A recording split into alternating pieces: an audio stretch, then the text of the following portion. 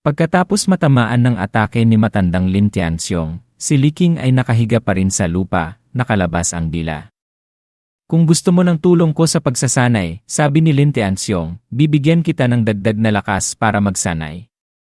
Winasiwas niya ang kanyang malaking braso papunta kay Wang Feng. Kahit papalapit na ang atake, kalmado pa rin si Wang Feng, hinahawakan ang kanyang ilong at sinabing, hindi mo pa ba napapansin na nakalanghap ka na ng napakaraming ice mist na nagiging espada? Pagkasabi ni Wang Feng, dahil sa sobrang paglanghap ng ice mist, halos nagyelo na ang katawan ni Lin Tianxiong. Ang tanging nagawa niya ay magpakita ng nakakatakot at hindi makapaniwalang ekspresyon sa kanyang mukha. Nang makita ni Wang Feng na hindi na siya makagalaw, bahagyang siyang ngumiti at bumuo ng isang sword key gamit ang dalawang daliri. Gamit ang kasanayang E15 sword strikes to steal life, paulit-ulit niyang sinugod si Lin Tianxiong. Pagkatapos ng ilang segundo, nawasak ang lahat ng kaliskis sa katawan ni Lin Tianxiong na nagdulot ng matinding sakit at sigaw. Habang umuubo at dumudura ng dugo, sinabi ni Lin Tianxiong, kung papatayin mo ako, hindi ka rin makakaligtas.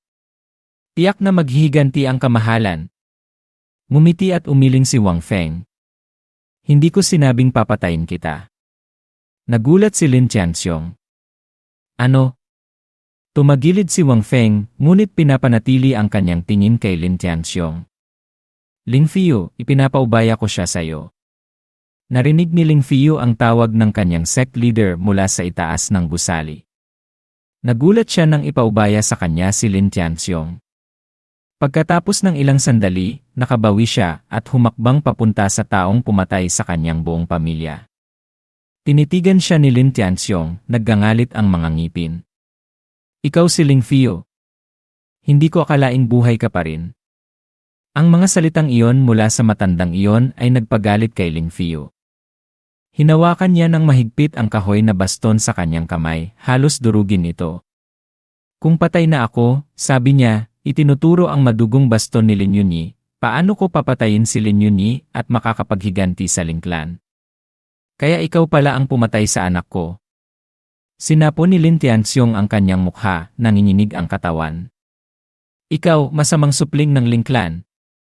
Parang nababaliw siya, tumingala sa langit at tumawa ng malakas. Napakaganda. Nagulat si Wang Feng at Ling Fiyu nang bigla siyang tumawa. Akala ni Wang Feng na nababaliw na ang matanda. Paano siya nakakangiti at nagiging masaya matapos malaman na pinatay ni Ling Fiyu ang kanyang anak?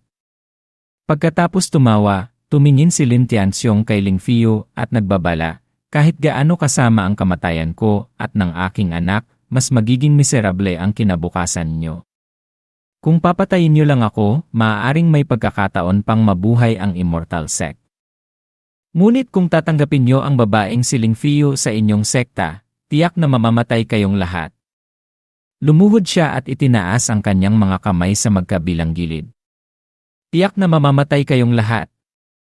Naisip ni Wang Feng, gaya ng inaasahan, may nakatagong kwento sa pagkasira ng Ling Clan. Kahit anong gawin ko ngayon, hindi niya sasabihin ang anumang impormasyon tungkol dito.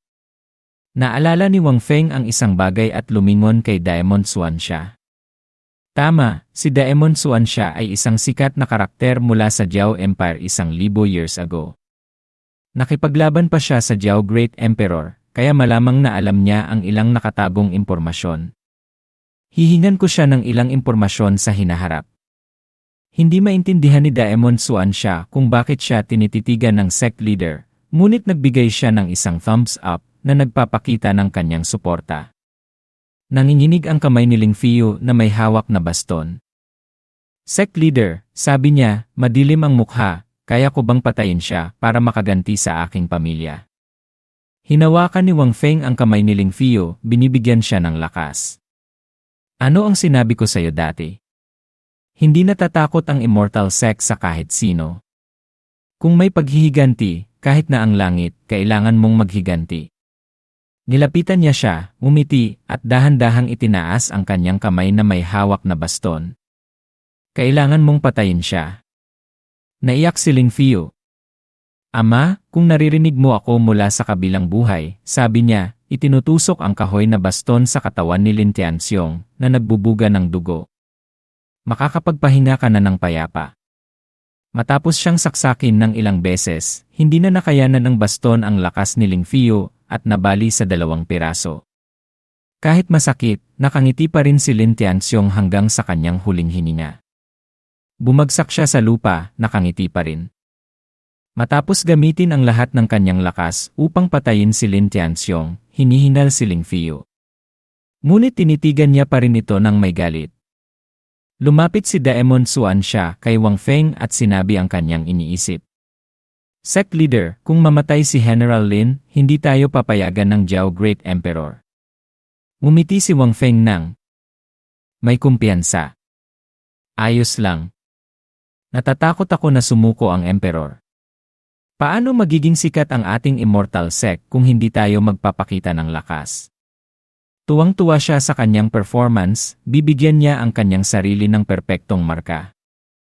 Habang nakangiti, iniabot ni Mu Yunfei ang kanyang pouch ng pera, lumuhod sa harap ni Wang Feng, at sinabing, Disipulo Mu Yunfei, taimtim akong humihiling na payagang sumali sa immortal sect. Nagulat si Wang Feng.